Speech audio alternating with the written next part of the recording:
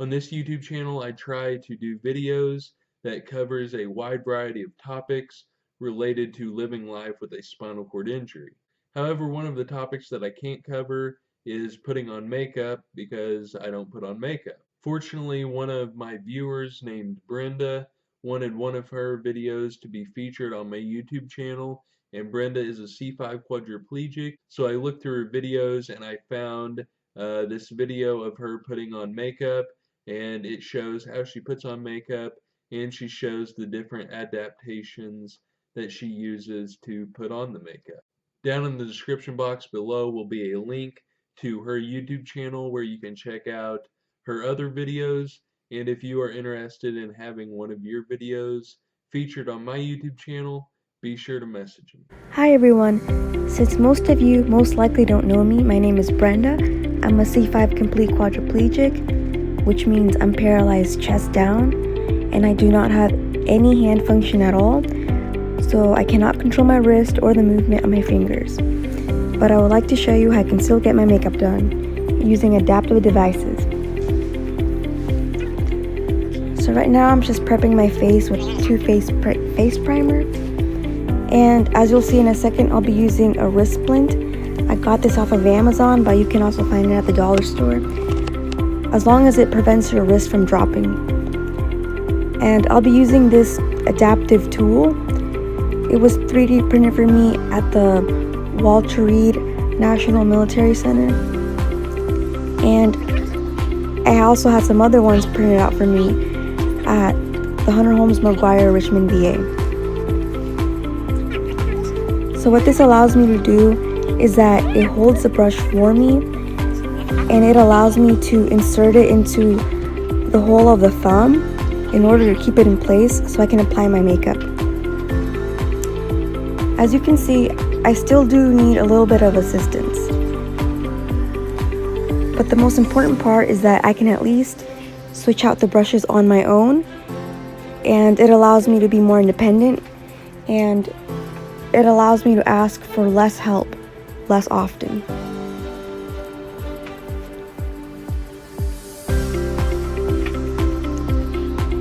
So right now I'm obviously just applying some foundation.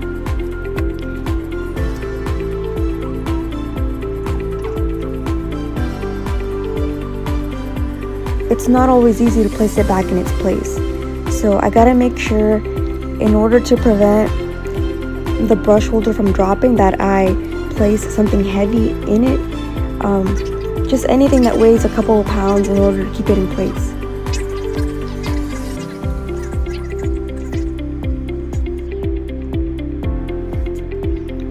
With a 3D printed device, it's very important that it has a firm hold on the brush, otherwise it'll slip out while I'm applying my makeup on.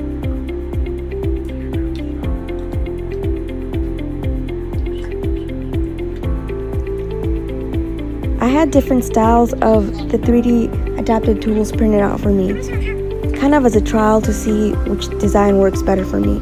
But this one, I decided to make it myself at home. All I used was a popsicle stick,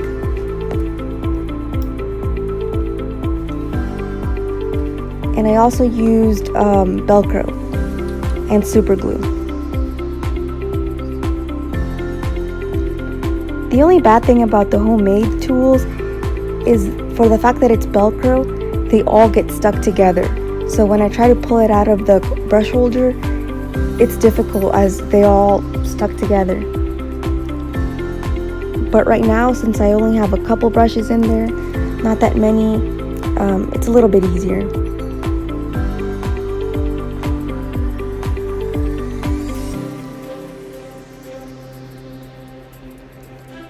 And sometimes it's also a little bit tricky just to get it to go through the thumb hole.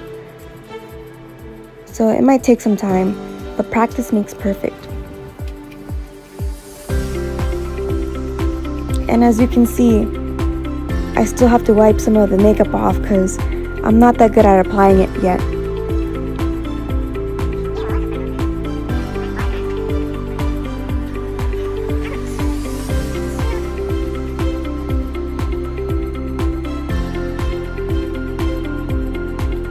Right here I'm using a smaller adaptive tool because my eyeshadow brushes are obviously thinner. These can be tricky sometimes because the eyeshadow brushes, they can come in many different sizes, and so not all of them fit perfectly, and I don't always have a good grip as I'm applying the eyeshadow on. As you can see right here, I literally have no idea what I'm doing with the eyeshadow. I'm kind of just experimenting as I go along.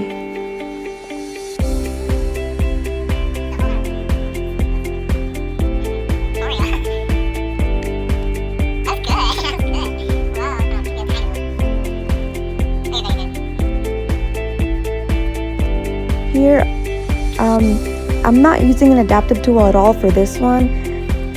The eyebrow pencil, I kind of just placed it where I would normally place the adaptive tool.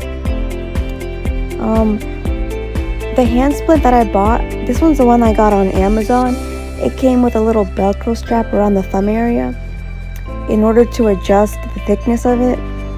So what I did is that I put the eyebrow pencil in there and just kind of tighten it with the Velcro.